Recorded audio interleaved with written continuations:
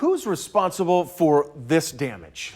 You're looking at a cemetery near Blue Mound, Kansas, where something wreaked havoc over the winter, toppling tombstones and tearing up turf. It wasn't a vandal or even human.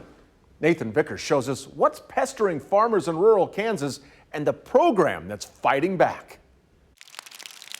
A rainy day for a farmer often means taking the tractor through a wet pasture. Went from green grass to just brown dirt. Donnie Reinierson has noticed something else that happens after a storm. They've been down in that little drainage ditch out of the pond there. For months, bold intruders have been tearing up fence rows in the pasture where his cattle graze. Pretty much kills the ground out. Not just one thing. There's quite a herd of them. A herd of something Curran Salter has been tracking for 15 years as a USDA wildlife specialist. I am the feral pig biologist for the state of Kansas. They're pretty good size. It's rare to get close enough to see them. They'll have 3-4 inch long hair on them. But game cameras show the packs of pigs running hog wild. They're a Heinz 57. They're all varieties. Especially at night. They are very destructive. They're feral. You can kind of see his tracks right there. But they weren't always wild. Research says anywhere from 2 to 3 generations they'll revert back to that feral state. Their ancestors likely escaped from a farm, or someone intentionally released them for hunting. Now they're an invasive species. They'll damage just about anything, root up hay fields.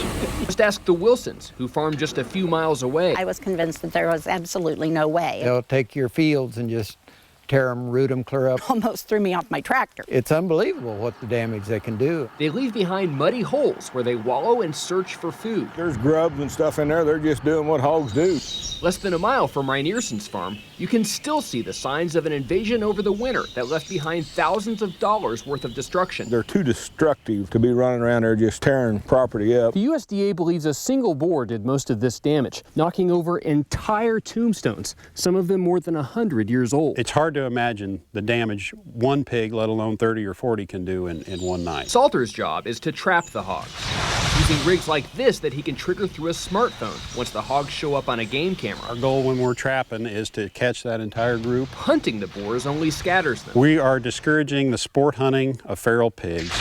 Most states, including Missouri, are adopting the same strategy. There's no data anywhere in the world that shows that sport hunting is a adequate control method. Kansas has eliminated almost 9,000 wild pigs since it began its program. This is kind of our last established population left in the state. But they can multiply quickly, as hogs can breed as fast as rabbits. Every 6 months, they have a litter of several piglets. I'm really proud of the work we've done the last 15 years. Hunting here has actually hurt his efforts. We do not have access to all the properties we need to access to do our control work. So that's been the challenge for 15 years here in Bourbon. Reinierson's cattle don't appreciate it either. That makes it pretty risky shooting at them. He's tried everything to keep the hogs out. Trying to make a hog dog out of him, but it ain't working. Like many farmers here, he's working with wildlife officials to eliminate an invasive species. They're a huge problem, and we really need to work hard at it and get it eradicated. For the sake of his land and his neighbors. In Blue Mound, Kansas, Nathan Vickers, KCTV 5 News. That trap is amazing to see. Wow. Well, here in the metro, we are on a